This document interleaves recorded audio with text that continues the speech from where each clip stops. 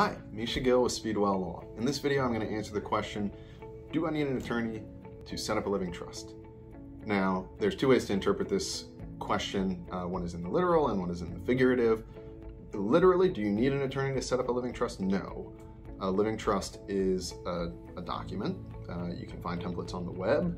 If you're the person that has word processor skills and you know how to read, then you can create your own living trust. The question is more meant figuratively though. And of course, this is actually a money question. Do I need to hire an attorney? Do I need to spend the money to set up a living trust when there are all these documents available online? What is it about his documents or her documents or these documents that makes them special or useful to me? Now, I've written a whole article explaining what a living trust is and what benefits it can do for you and providing reassurance that, properly drafted, this is what it can do for you. But let me also tell you, answer the figurative question, why it's a good idea to hire an attorney to set up your living trust. Well, so a living trust is a contract, and a contract creates its own little body of law. And the terms of that contract are critically important, and your family's going to have to live with them, hopefully only for a year or two, but sometimes 30 plus years. So, it's really a question of, do you want to be sure that you're not doing something funky with this document? And that's sort of the same perspective or attitude I take towards many highly technical things that I could learn how to do, but that I choose not to and to hire a professional to do. For instance, any of the chores involved with building a house. Yes, you can DIY it, and sometimes that is a good way to save money.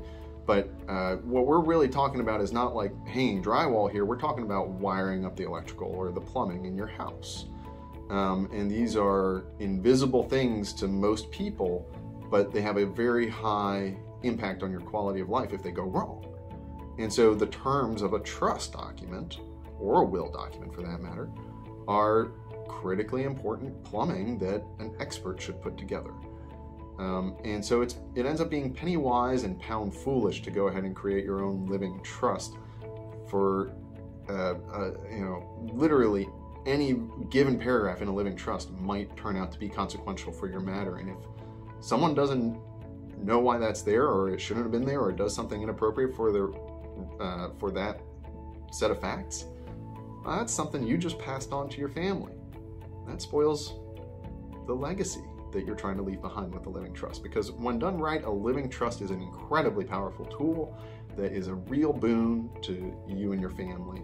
It saves a lot of money, value proposition, peace of mind, all of those things. And so, my take on it is that it's not worth it to save the money of an attorney by creating your own living trust. But of course, I am an attorney. So, if you need any help with the living trust, of course, feel free to call us at Speedwell Law. Have a great day.